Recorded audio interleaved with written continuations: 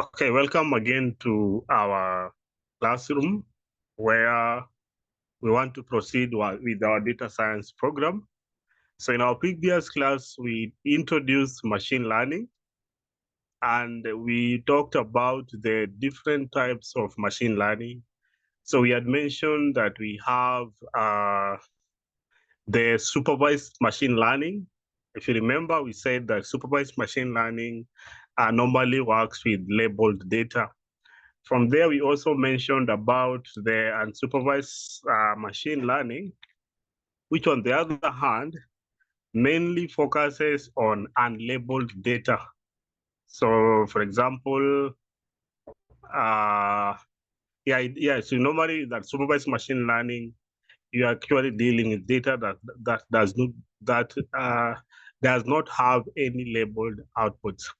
So I mentioned that supervised machine learning is subdivided into two areas, where we mentioned about regression and classification. So we had said that with regression, the labels or the output are actually continuous in nature. That means that they are actually numerical in nature, while classification focuses on outputs that are categorical or they are mainly text in nature. So in our today's class, we want to start with regression, where we are also going to do a case study project for the same. So let's go ahead here and start with regression as a supervised machine learning. So you're being told here that regression is a supervised machine learning technique that it is used to predict numerical continuous outcomes based on the input feature. So that is the most important thing to understand here, is that what we are actually predicting here are continuous or numerical outcomes. So therefore, with this one, we are going to model a relationship between independent variables, which are the features, and a dependent variable, which is the target or the output. And then we are going to fit it into a mathematical function so that now we make our prediction, okay? So these are the key characteristics of regression. So number one, regression is a supervised machine learning.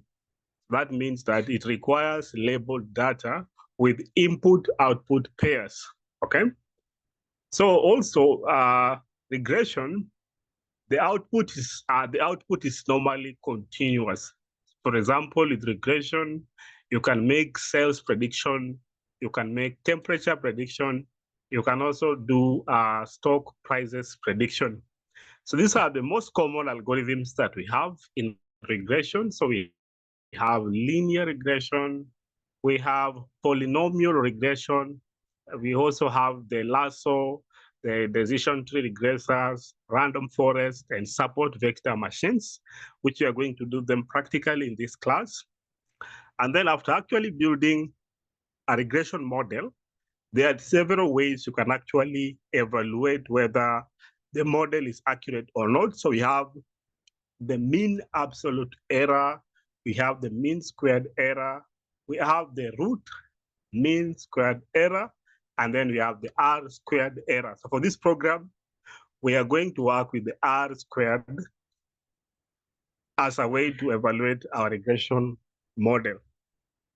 Now, in our case study project that you're going to do in this class is that we are going to actually perform sales prediction based on the advertisement that is spent.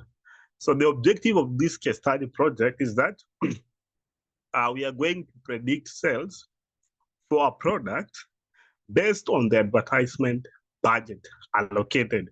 So for example, if you allocate some amount on TV advertisement, radio advertisement, and newspaper advertisement, so these are the input. How would they affect the target output, which is actually the sales? So this is actually a supervised machine learning because we have the inputs, which are the types of advertisement that you are actually going to spend, and then the sales, which is actually the amount of sales that you are targeting to get, okay? So the data set is actually an hypothetical data set that was inspired by the advertising data set. So the data set is already also hosted on Kaggle. So if you go to Kaggle, you're going to find the advertisement data set here. But to clearly understand this data that you're going to use is that it has features, which are the inputs, and the target, which is the outcome. So in terms of features, we have the TV, which is the advertising budget for the TV. So we're going to, actually, they are in metrics of thousands of dollars, okay? Similarly for radio and for newspaper. So based on these features, which represents the budget allocated for each advertising method, we are actually targeting the amount of sales that this company would make.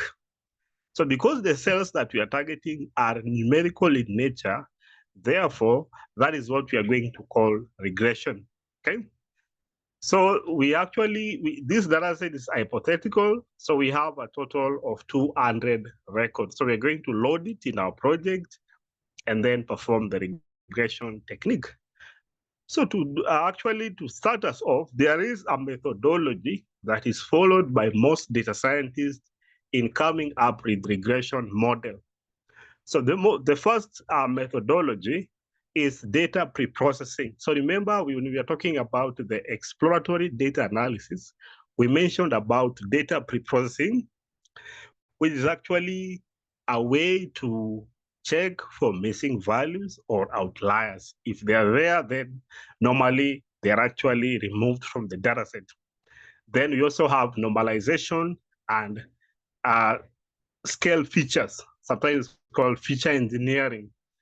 So this is actually to ensure that the data that we are using is actually in a comparable range, okay? And then we are going to split our data into training and testing sets. So this is something we're going to do practically here. So then from here, we have actually pre-processed our data. So the next phase in machine learning methodology is model selection. So with model selection, in such a way that we are going to pick the best algorithm that we'll use to train our model. Okay, also, sorry, to actually to train our model, then we are going to proceed to the training, where we are going to feed data to the algorithm. Then we need to go to evaluation and actually check the accuracy of our model. So with evaluation, the main idea here is to check the model performance and actually validate whether the model is accurately enough for later deployment, okay? So this is actually the methodology that we follow. So we have the feature importance. It's a way to understand the impact of each advertising channel. And then now we go to prediction. So the sample code that we want to write on our Google Colab, there is already a link that I've uploaded here. So if you click on this link here, you are going to land on this project here that you want to do step by step. From there, it's also good to check, because all these ones, you're going to learn them practically in our code. And then for deployment, like we'll be talking about it here, you can actually deploy any machine learning model in a web application, either using Python frameworks like Flask or Fast API, so that it will allow marketing team to input advertising budget and receive their sales prediction, okay? Then also in terms of deployment, which is something we're going to talk about here, is that we are going to also monitor the model performance with new data. And then we could be training the model periodically, actually. So that is actually regression. So something to remember about regression is that the outputs, for example, here, the output is sales, they are normally in numerical format. So which are other application areas that you can use for your regression? So we can actually apply regression in our finance in such a way that you can use it for our stock market prediction, stock price prediction, so that we can forecast, we can predict the future stock prices based on our historical data, or based on the market trends or the economic indicator. So these input features here can actually forecast or predict for us the stock prices. Also, regression can be applied on credit risk assessment in such a way that we can predict loan default probability using the borrower's data. So you want to know whether someone is borrowing from a certain, if someone tries to borrow a loan, what is the likelihood that this person is going to pay back this loan? So we need to understand information like the person's income, the person's credit score, and so on and so forth. Also, we can use it for our portfolio optimization in such a way that we can estimate expected returns for asset allocation. So that is actually in finance. So if you proceed to healthcare, we also have some application area of regression in healthcare. So for example, you can use it for disease progression modeling in such a way that we're predicting the disease progression. For example, diabetes, okay? We are also able to actually perform hospital resource allocation such that we can forecast patient admission. Then we optimize the staffing and bed allocation.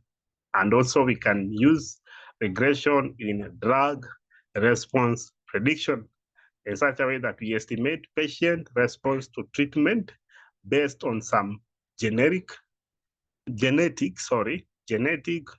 and clinical data. So in terms of retail and e-commerce, we are also able to use now regression for sales forecasting. That's actually what we are doing today. And this is actually in our case study. This is actually what we picked in such a way that we can predict our future sales based on our historical sales, our promotion, or our seasonalities, okay? We're also able to do price optimization in such a way that we can determine the optimal product price to maximize our revenue, okay? And also we can use regression models for the inventory management. In terms of energy, we can use it for our energy consumption prediction. We're also able to use it in our renewable energy forecasting in such a way that we can predict solar or wind energy output based on weather conditions. Remember that the world is actually moving towards the renewable energy. And it's good that we can actually leverage this project to actually predict the amount of solar or wind energy we can generate based on different weather conditions that we experience. We are also able to use it for our maintenance scheduling. So in transportation, we can use it for traffic flow prediction. We can use it for delivery time estimation. This is very important in such a way that product delivery times based on the distance, traffic, or weather, okay? And also we can use it for fuel consumption modeling, such a way that we can estimate fuel usage for vehicles based on the driving patterns.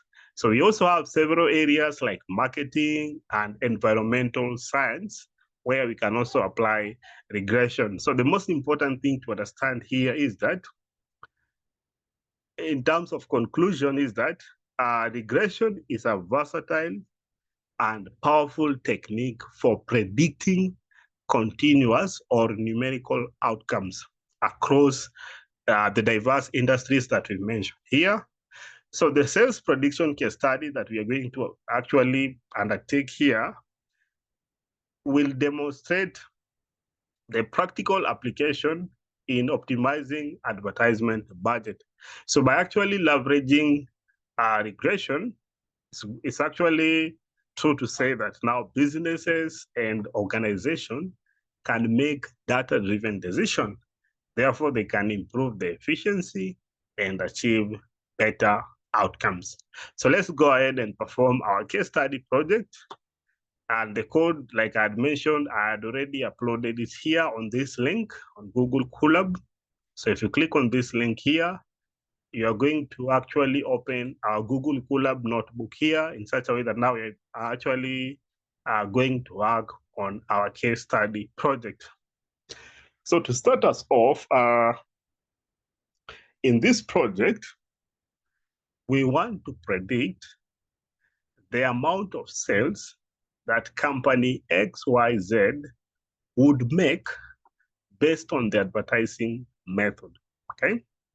So the first thing first is that because you are using Python, we need to import the Python relevant libraries that we can use for data pre-processing. Remember the methodology, we have data pre-processing, we have model selection, and so on and so forth. So we're going to import pandas, NumPy, matplotlib, and seaborn to start us off. So using pandas, we want to read the advertising data that we've already hosted in our Marshall School of IT repository. So the link to the dataset is actually uploaded here. So what you're going to do is that we have created a variable called sales data, and then using the pandas, we are going to read the CSV file from this link here. And then from there, we'll actually print the first 10 records using the head function. So if you run this one here, I hope you can clearly see that these are 200 records. There are actually sorry, actually, I think I should run all the cells. Sorry for that one. So first I should import all the libraries. Then I should read the data set. So as you can see, the data set here is that we have the amount that was spent on TV advertisement, on radio advertisement, on newspaper advertisement, and the amount of sales that they generated here, okay? So, for example, in this scenario, the TV advertisement, they spent 230,000. For radio, they spent 37,000. And newspaper, they spent 69,000. And in terms of profit, they gained a profit of 22,000. These were the sales that they generated here, 22. So these are the first 10 records that we've generated. So we have the TV advertisement, radio advertisement, and newspaper advertisement. So these are what we call the inputs or the independent variables that we can use to predict the sales. So the sales is actually the dependent variable or the output, okay? Because the sales that we are getting depends on the TV, radio, and newspaper advertisement. Now from there, if you have now read the data set and you printed the first 10 records, we can actually go to step 3, which we talked about, EDA. So remember in our EDA series, this is actually a way to understand and properly clean your data set for further processing. So the first EDA procedure that was done here is the info function, okay? So with the info function, we are able to get the dataset information. So we're able to get the total number of records, how they've been indexed starting from index 0 all the way to index 189. We have a total of 4 columns, and all these 4 columns are continuous. So this means that they are floats in nature, okay? Then it's good to check whether we have any empties, because in case we have any empty record, then they should be cleaned. So you can see clearly here that the data set is already clean. It doesn't have any empty records. It's good to check whether we have any duplicates. Where we have none, we can perform statistical analysis by using the describe function that we learned on our EDA series. And we can actually get that we have a total of 200 records for all the columns. The mean TV spending was 147. For radio was 23. For newspaper was 30, okay? And the total sales in terms of the mean total sales was around 14. So it's also good to check the highest TV spending was actually 296. I hope you can see that one.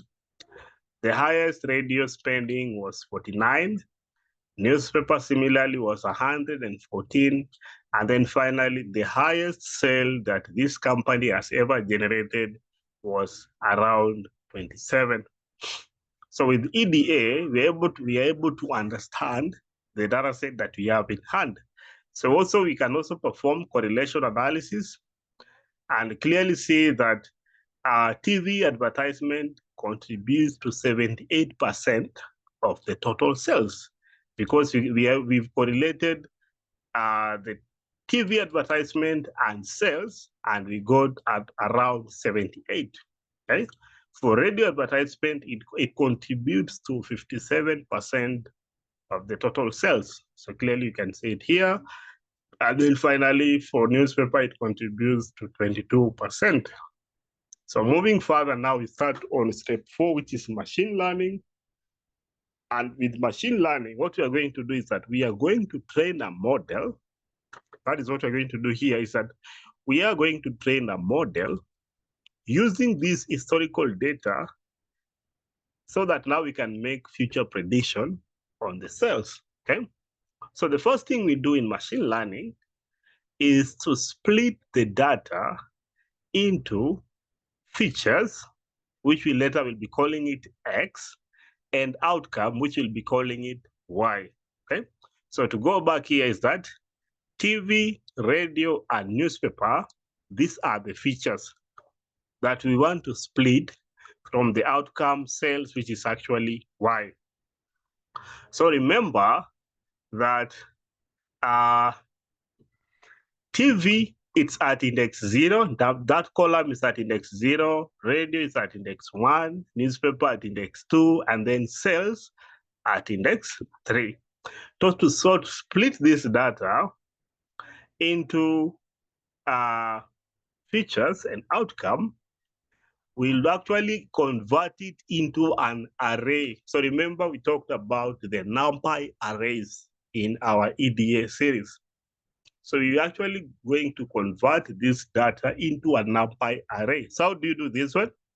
To do this one, we are going to take your sales data and then extract the values, which are the NumPy array, okay? And then now this operation, we are going to call it the array. Now from there,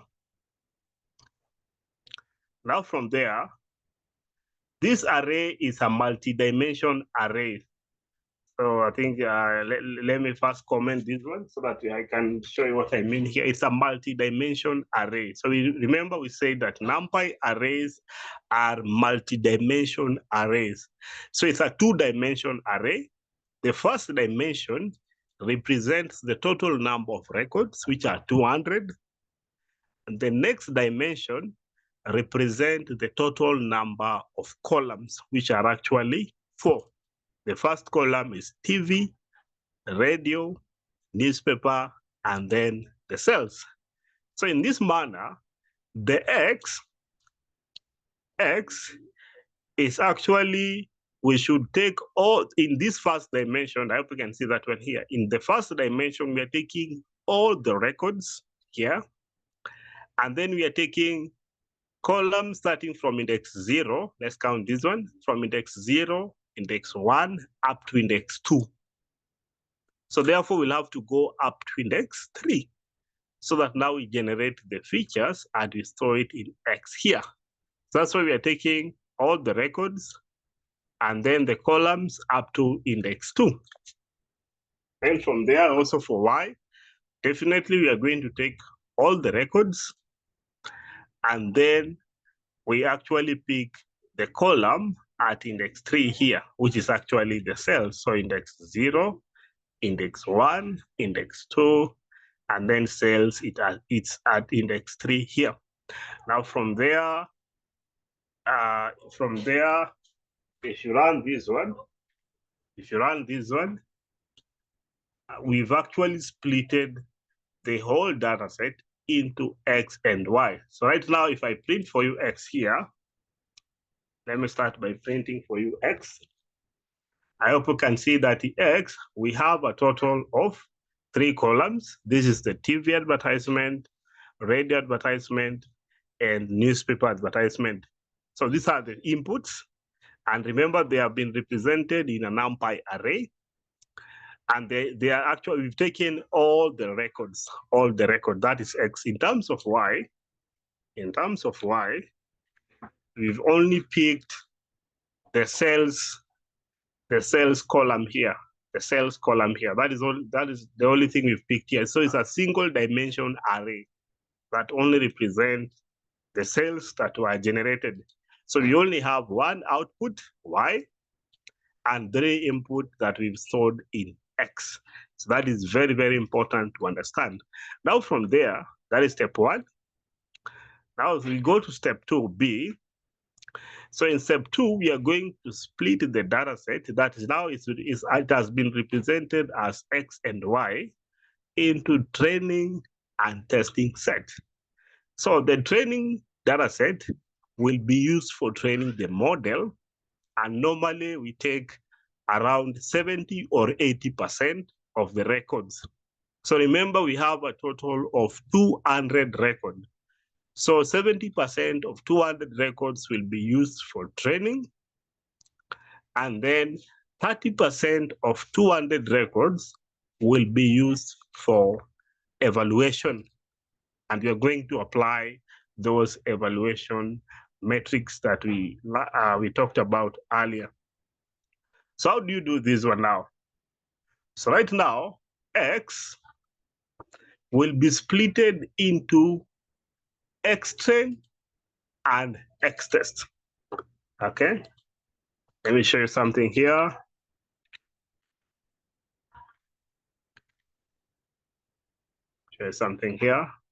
So that now we clearly understand what we are talking about here. Yeah, now this one clearly explain what we are trying to do. Let me open it in a new image. Sorry. Open in an image tab. Sorry. There you go. So I hope you can see here. Let me try to increase the size. So this was our full data set. And this was a multi-dimension array where we add the features and the outcome here. So the first thing that we have done, please take note of this diagram, is very, very important. We have splitted the features as X. So we have splitted the features as X, and we have splitted the target or the outcome as Y. So outcome is only a single column that stores the cells. And then in terms of feature, we've only picked the TV advertisement, radio advertisement, and newspaper advertisement. So with those 3 features, we want to predict the target, which is actually the cells. So right now, these features, we have represented them as X. And then this target, we have represented them as Y. So now we want to actually split this one further in such a way that we will have features for training that we are going to call it X-train. Remember, now we are splitting the record, the total record, which were actually 200 records. So we'll have X-train and X-test. Similarly, we are going to have Y-train and Y-test. So this information is what we are going to feed into the model for training, and this is what we are going to feed into the machine learning model for testing. So let's confirm how this one we are going to work around it using Python. So let's see how this one was done. So if you check the notes here, we have X-train and X-test, which have been represented here, X-train and X-test. Then now we have Y-train and Y-test, which has been represented here, Y-train and Y-test. That is the first thing you have to do. So from the sklearn library, which is actually the scikit-learn toolkit, there is a module called model selection. From this model selection module, we have imported a function called train test split. So if you hover your mouse, it's actually a function that can split that data set into training and testing. Okay, so we've called the function here, and then in the first scenario, we've supplied x. Okay, so we are supplying this x so that now we get x train and x test. Please take note of that one. We first supply x, then we get x train and x test. According to the diagram, we supply the features x, and then these features x will be actually divided into x train and x test. Now further, we're also going to supply the target y so that you also get y train and y test. Let's see that one. So you also supply y, and then using this y, we are now getting y train and y test. Now from there, we are going to say that the test size will cover 30%. So this is a ratio of 0.3, representing 30% out of 1. So automatically, the training set would cover 70%. So if you are in a scenario where you wanted your training set to be 80%, then you can actually supply a ratio of 20%. Okay, so 20% of the data will be used for training, 80% will be used for testing. But in this scenario, because I've explained that 30% will be used for evaluation, let's have it as 30. Therefore, automatically, the 70% of the whole data set will be used for training. And then all these operations should be done in a random state of 42. So that now we're able to pick in this data in a random state. You can pick the first record, the last record in a random state of 42. Now from there, if you now check the model, if you run the model, remember now we have X-train shape, we have a total of 140 records. So that is 70% of 200 records, which is 140, and 3 columns. So this is actually what we'll be using for input features. So this represents this part here, 140 records, and then we have 3 columns, okay? Then from there, we also have ytrain.shape. So ytrain.shape, we have only 140 records with only 1 dimension, 1 column, which is the target. So for testing, we are going to test it with 60 records. And then for this, actually the Y test, it's also 60 records, similar. So remember, it's actually one common error that most people do is that the training sets should be of equal dimension in terms of the record. So if you have 140 here, you should also have 140 here. For testing, similarly, if you have 60 record here, we should also have 60 record here. I hope you can see in my diagram. 140 records should be similar with 140 records here. 60 record for testing should be similar with 60 record for testing for Y test, okay? Now, this information is what we are going to feed into our machine learning model so that now we can train it for later prediction. So to proceed further, that is a very important area that we've mentioned. So this video will actually be uploaded on YouTube. So in case you'll get a question, you are going to address it on YouTube, and then you're going to actually answer it there. So in the third step is that now we will need to import the algorithms, the scientific algorithms that I had mentioned. So we have the decision tree regressor from sklearn. We have decision tree regressor. We have support vector regressor. We have random forest regressor. We have gradient boosting regressor, linear regression, k-neighbor regressor. So we're actually going to pick regressor because this is actually a regression problem in such a way that we are actually predicting an outcome that is numerical. Therefore, all the algorithms that you're using should be regressors, regression, okay? So we have several. We have the decision trees, support vector machine, ensemble, linear model, neighbors, and so many other algorithms. So now the problem is we have several algorithms here, and we are not sure which algorithm will be suitable for the problem that we have at hand.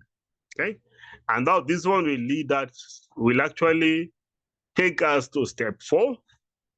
Will take us to step 4, which is very important, which is actually what we call cross validation.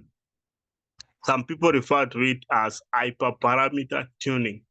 This is a process that validates and picks the right algorithm that will produce a higher accuracy. So we have several algorithms. Which one is the best algorithm that we can use for our training? So what we'll have to do here is we'll have to do a cross validation so that now we pick the best algorithm that we can use for our training. So to do this one, we normally create an empty list, and then we append all the models that we have, starting from the decision trees all the way to support vector machines. So after appending all this model, sklearn, we are going to actually import the cross-validation score and the k-fold, okay? So because we have several items in this list, we are going to work with the for loop in such a way that we'll get the name.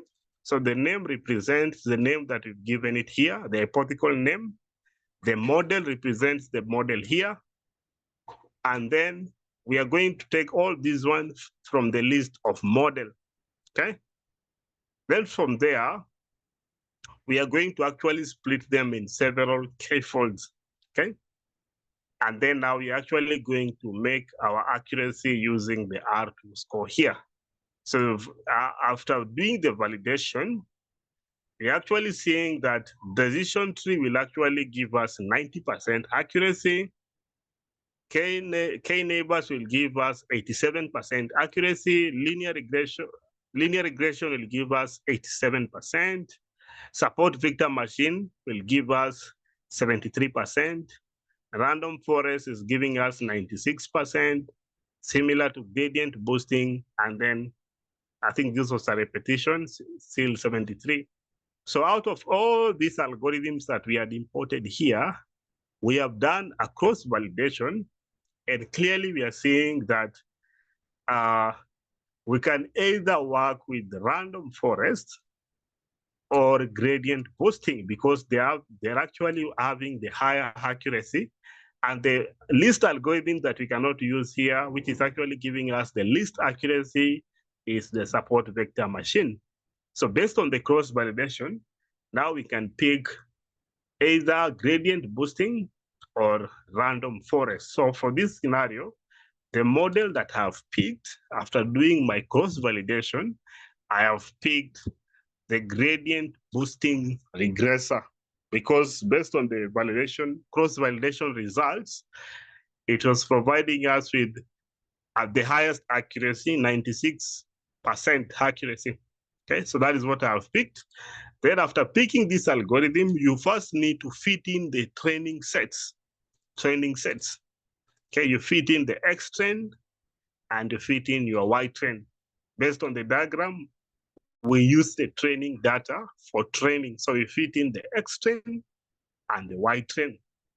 So after doing that one, our model will actually learn from this historical data and gain some knowledge or understanding about our historical data. It's like an expert who have understood our history. Now it's able to make our future prediction. So this is actually the knowledge that we've gained using the gradient boosting regressor. So most people ask this good question: how does this one happen? How do you gain this knowledge? So normally what happens is that we normally counter check between, for training, we normally provide the features and we also provide the outcome. We tell the model that for this feature, this is actually the outcome. For this other feature, this was the outcome. for this feature here, this was the outcome. And this will be done for all the record in the training set, which was actually a total of 140. Now from there,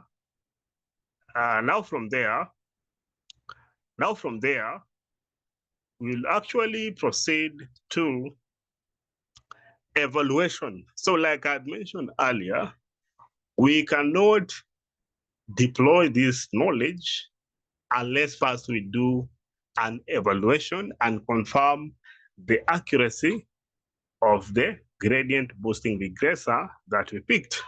So now that will actually take us to step 5 in machine learning, which is model evaluation. So we're being told here that this process implies some metrics.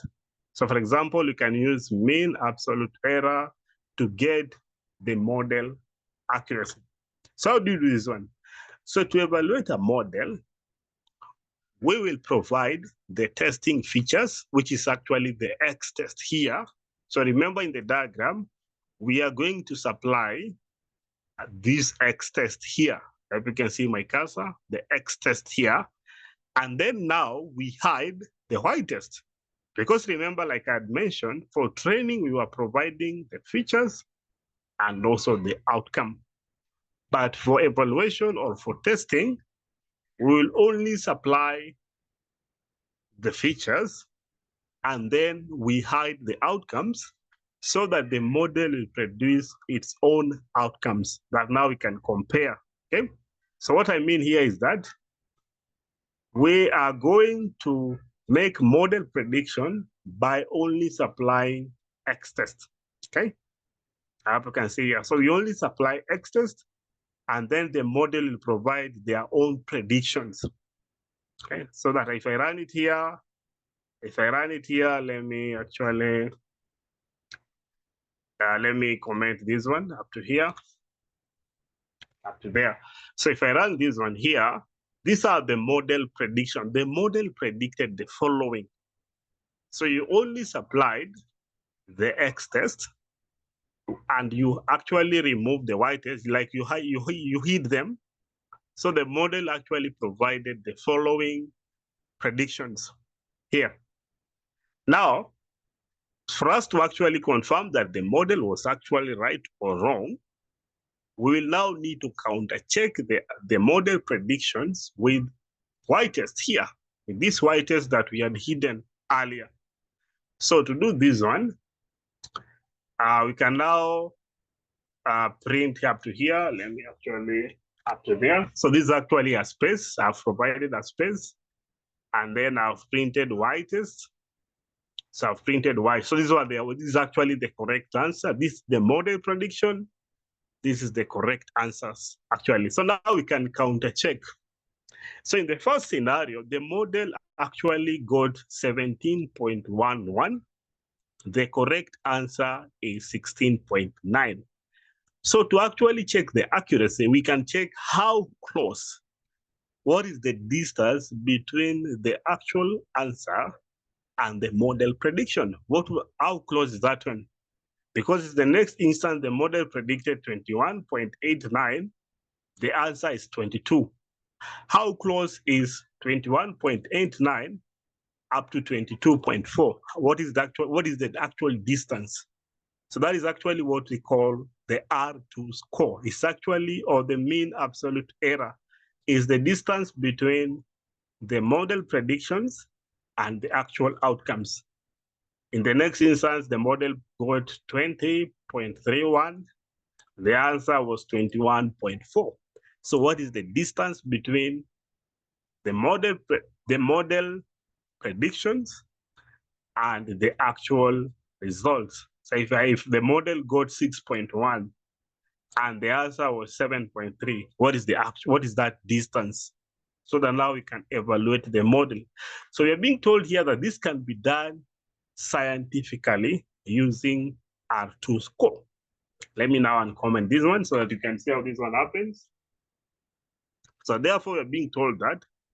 So therefore, we will apply a scientific metric called R2 score.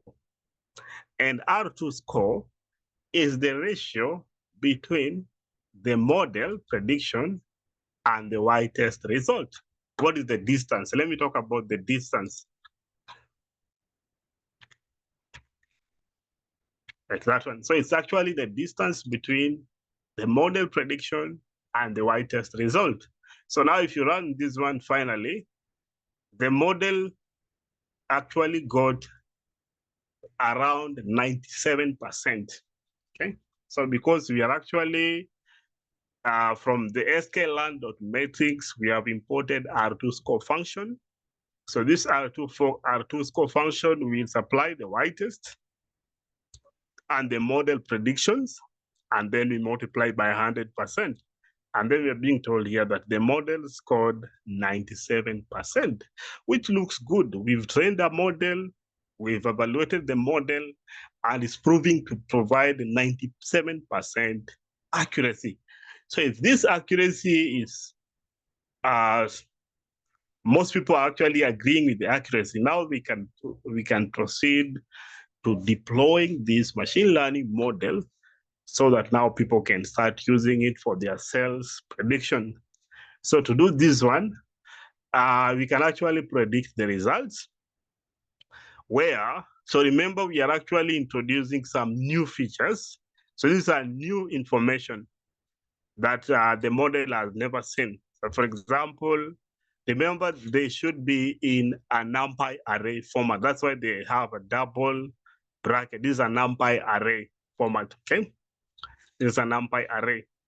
So we have some new features here where the company have spent 300 on TV, 50 on radio, 120 on newspaper. Now they want to predict what will be the sales they would get using the model that has learned from their historical data. Remember, the model was trained using their historical data, so now it's able to predict their future sales. So if you provide them with the amount of TV advertisement you spend, radio advertisement you spend, and newspaper advertisement you spend, so the predicted sales would be, we take the model, so this is a model that scored 97%, we use it to predict the sales based on these new features that we've introduced. And then now we can print them here, and we're being told that if that was the expenditure, then the company would get 26 sales. So remember now, that is actually the whole idea about machine learning, because now it is mainly used to predict future outcomes, okay? By first training a model using an historical data. So this the same knowledge we've applied here can be used on several occasions. Like I was talking about here, you can use the idea in finance. You can use it to provide your stock market prediction. So you can actually forecast stock market prices based on the historical data, the market trend, and the economic indicators. Similarly, you can use it in healthcare, you can use it on e-commerce and retail, you can work it on energy consumptions predictions, you can actually use it on transportation by actually predicting the fuel consumption modeling, okay? You can use it for marketing campaigns, you can work on it on environmental science. So for example, we can predict the temperature or precipitation based on the historical and atmospheric condition. Like right now, we are talking about climate change and global warming. Is there a possibility we can predict the future climatic patterns on Earth, okay? And so on and so forth. So in conclusion, I can actually repeat that this is a very powerful technique in machine learning for predicting continuous outcome across diverse industry. So I think I would wish to stop there.